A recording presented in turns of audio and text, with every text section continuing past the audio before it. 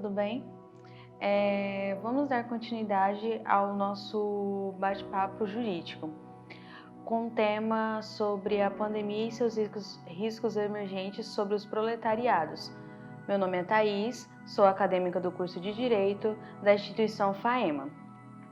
Hoje o tema tratado é um pouco sobre o trabalho e referente à insalubridade no meio pandêmico. O que isso interfere no meio trabalho?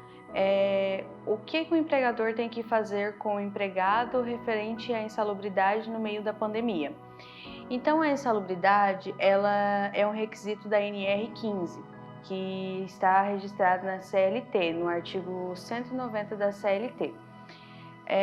No meio da pandemia, surgiu vários projetos de leis e várias medidas provisórias referentes à insalubridade, porque o meio pandêmico hoje é devido a um vírus.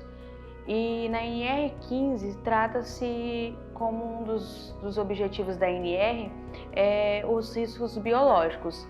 Então, o adicional de salubridade pode ser entendido como uma remuneração extra, que vai ser levado em consideração os riscos que o colaborador vai estar exposto. Então, se o risco é um risco biológico, está acima do limite de tolerância, já pode ser considerado insalubridade, conforme vem sendo demonstrado em várias pesquisas e nos projetos de leis também que estão sendo instituídos. E a insalubridade, ela adentra dentro da dignidade humana. Ela está referente à dignidade humana porque é um valor moral e espiritual inerente à pessoa humana. Então, se eu tenho um risco e esse risco ele vai comprometer a minha integridade, a forma que eu estou vai me colocar em risco, então isso já está atingindo a minha dignidade humana. Então, por isso os projetos de lei vêm sendo debatidos devido colocar o colaborador de frente. Então, a gente pode citar um dos exemplos dos hospitais. Então, as pessoas que trabalham no hospital, elas precisam ter os devidos cuidados, porque isso pode atingir a dignidade humana delas, como cita vários artigos e vários projetos de leis. O direito do trabalho trata-se essencialmente do direito social e, portanto, guarda a relação íntima com a dignidade da pessoa humana. Então, o direito do trabalho ele está correlacionado à dignidade da pessoa humana. Então, a pandemia, devido ao coronavírus, ela reformulou tanto a economia quanto o meio trabalhista, como a forma da gente se portar diante da sociedade. Então, ela trouxe várias questões que foram sendo reformuladas. Uma delas, citada no vídeo anterior, foi a questão do home office. Então, foi uma adaptação que eles fizeram perante a pandemia para que o trabalhador, que o colaborador que possa trabalhar em casa, fizesse o seu trabalho dentro do seu lar, com todos os cuidados, porque às vezes no meio da empresa, dentro da empresa, mesmo com todos os cuidados, acaba ainda ocorrendo as contaminações por ser um vírus. Então você não sabe onde você vai pegar, qual o contato que você vai ter, qual pessoa que está contaminada. Você não vai olhar para a pessoa e falar, essa está contaminada, aquela não está. Então a gente não tem esse controle. Então, o que as medidas provisórias elas falam a respeito da insalubridade? O que se trata? O que eles vêm trazendo? As medidas que elas estão em vigor, elas estão tentando entrar em vigor, que elas estão ainda sendo debatidas, elas trazem a insalubridade como uma das questões, uns pontos essenciais dentro do parâmetro de calamidade pública, porque a partir do momento em que a gente começou a enfrentar a pandemia, que a gente começou a enfrentar várias questões de modificações de economia, educação, saúde, a gente entrou em um estado de calamidade. Então o Brasil hoje ele está em um estado de calamidade pública. Todos os estados estão declarados calamidade pública, então isso interfere. Então esses projetos de leis, eles querem trazer para dentro dessa calamidade pública a insalubridade para todas as profissões que hoje são consideradas essenciais.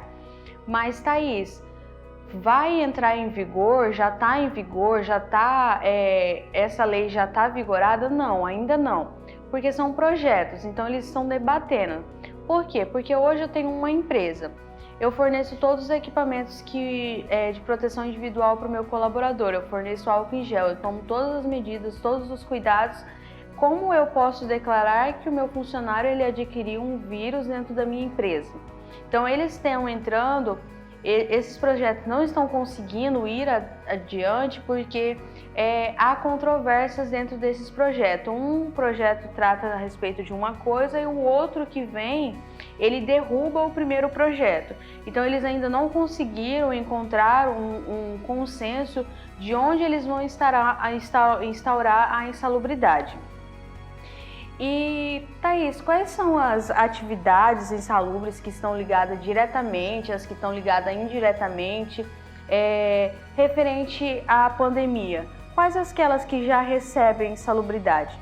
Hoje, no meio da pandemia, os funcionários que já recebem insalubridade diretamente são os funcionários que trabalham na área da saúde. Por quê? Porque eles estão na linha de frente, eles têm o contato com a pessoa contaminada, eles que estão cuidando, eles que fazem o transporte. Então, esses funcionários da saúde pública, eles já estão recebendo os 40% da insalubridade, eles recebem insalubridade em grau máximo. Por quê? Em grau máximo, Thaís, por que 40%? Porque a NR15, ela trata a insalubridade, então a gente tem uma porcentagem da insalubridade. Tem 10%, 20%, 30% e 40%. 40% já é o grau máximo, então eles já recebem em grau máximo. Thaís, quem está ligado indiretamente com a questão da pandemia e questão da insalubridade? Hoje a gente pode citar a questão do pessoal que pratica a coleta urbana, os gari. Por quê? Porque eles não sabem qual lixo, da onde aquele lixo está vindo, que pessoa que colocou aquele lixo ali, se tem algo contaminado, a pessoa que colocou a sacola de lixo, ela estava contaminada, a gente não sabe dizer. Então, de uma forma indireta, eles estão ligados à insalubridade e eles recebem já a insalubridade. Então a gente traz outras questões. Quais as atividades e quais setores estão sendo colocados mais em risco à contaminação? Como citado anteriormente, sem dúvida nenhuma, o setor da saúde, pois são os maiores afetados em meio à pandemia. Os médicos, enfermeiros, técnicos de enfermagem, os motoristas das ambulâncias, até os recepcionistas dos hospitais. Então a gente vê os recepcionistas sentados lá ou quem atende nas emergências e pensa, eles não têm risco nenhum. Mas eles têm, porque às vezes a pessoa está contaminada, chega, às vezes toca, vai assinar alguma coisa, algum papel, algum formulário, então tem esse meio, porque o vírus, como já citado, ele é pelo contato, ele é pelo toque, às vezes pela saliva, agora saiu alguns estudos dizendo que pode ser pelo ar também, às vezes a pessoa espirra, tosse, sem máscara, sem a utilização correta da máscara, então pode ser considerado sim por esses meios. Então, a outra questão além do adicional, quais os direitos dos trabalhadores expostos a esse risco? Então, é importante destacar que o empregador tem a obrigação de zelar pela saúde do seu colaborador. Thaís, como o meu empregador vai zelar pela minha saúde? Ele vai te fornecer máscara, ele vai te fornecer álcool em gel, locais onde tenham pias, que vocês tenham acesso. Precisa ter água e sabão, precisa ser fornecido papel toalha. Então essas são as medidas que a empresa vai adotar. E o empregador, Thaís, mas como que eu vou fazer mais medidas além dessas que a gente já implementou? O Ministério do Trabalho hoje, ele disponibilizou alguns conteúdos referente a orientações.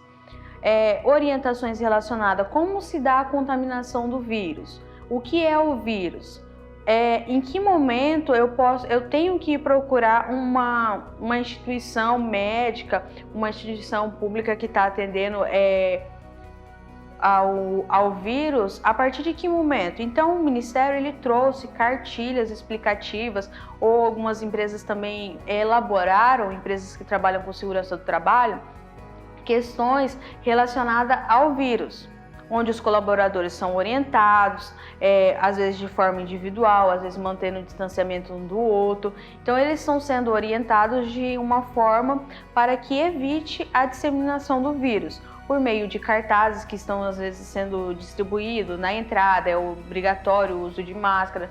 Então os clientes, os funcionários precisam estar de máscara. Ao entrar no estabelecimento precisa ser utilizado o álcool em gel.